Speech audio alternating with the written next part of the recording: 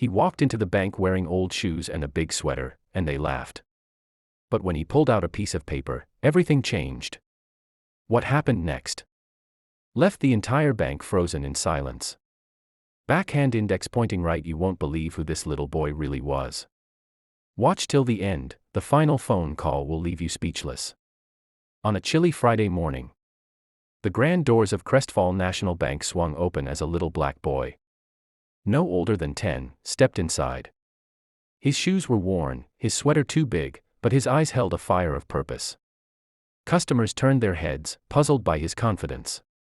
As he approached the long counter, the manager, Mr. Whitaker, a tall, arrogant man in a crisp navy suit, raised an eyebrow. "Are you lost, kid?" he sneered, loud enough for others to hear. The boy calmly shook his head and said, "No sir, I'm here on important business." Laughter erupted behind the counters, and even some customers chuckled. "Important business?" Mr. Whitaker repeated mockingly. "Shouldn't you be outside playing tag?" But the boy didn't flinch, he stood taller. The boy pulled a folded piece of paper from his backpack and placed it on the counter. "I need to speak to the person in charge," he said. Mr. Whitaker scoffed. "You're looking at him, kid. Now run along before I call security."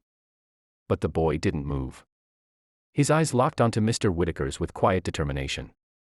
"This paper has authorization," the boy said calmly. Whitaker snatched it, planning to toss it aside, until his eyes caught the signature.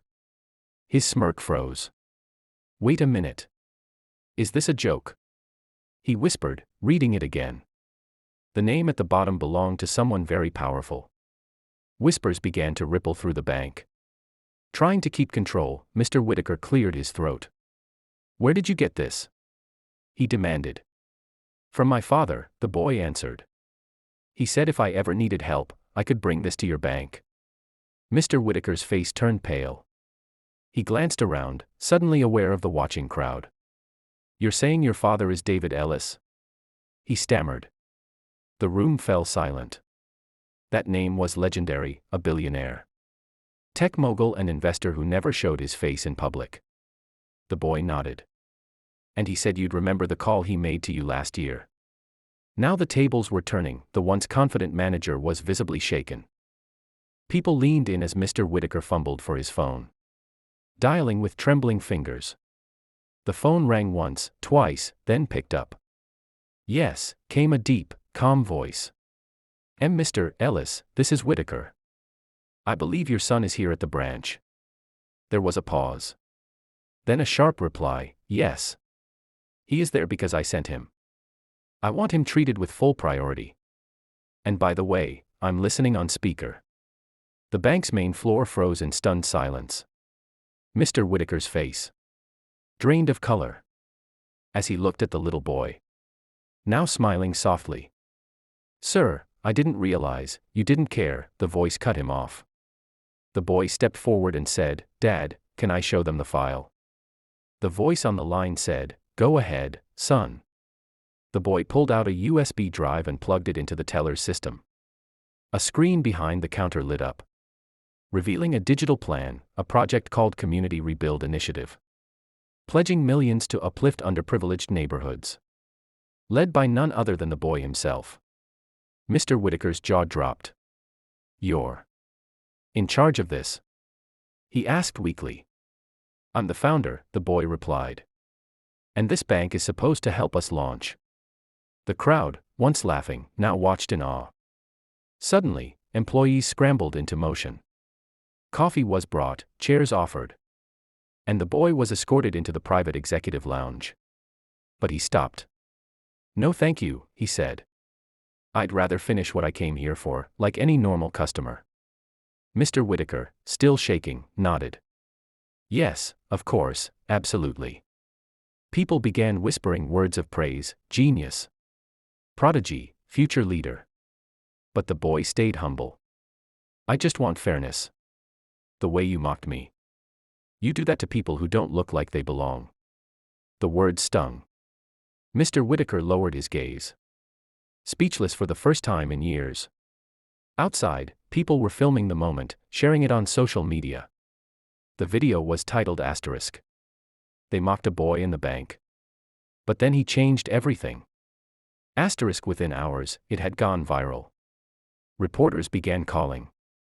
The story of a young visionary, mocked for his appearance, who stunned a room full of adults, captured hearts worldwide. Messages poured in, from celebrities, CEOs, educators, and ordinary folks moved by his grace. But the boy didn't let it get to his head.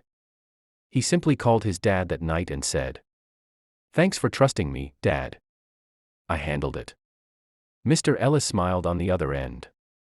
"You did more than that. You taught a lesson." Back at the bank, changes were swift. Mr. Whitaker was put on administrative leave pending review. Diversity training was enforced across the company. But most importantly, the bank officially partnered with the Boys Initiative, funding youth programs and opening branches in underserved areas. When asked later why he didn't just let his dad handle it, the boy replied, "Because someday I'll be the one in charge, and I want to know how to stand tall on my own." Those words were quoted on magazine covers and school walls across the country. He became a symbol of dignity under pressure. Weeks later, the boy was invited to speak at a youth conference. He wore the same oversized sweater and stood confidently before hundreds. "I walked into that bank looking like nothing special. But you can't judge people by how they look. Everyone deserves respect. Everyone has potential. Even a kid like me." The room erupted in applause.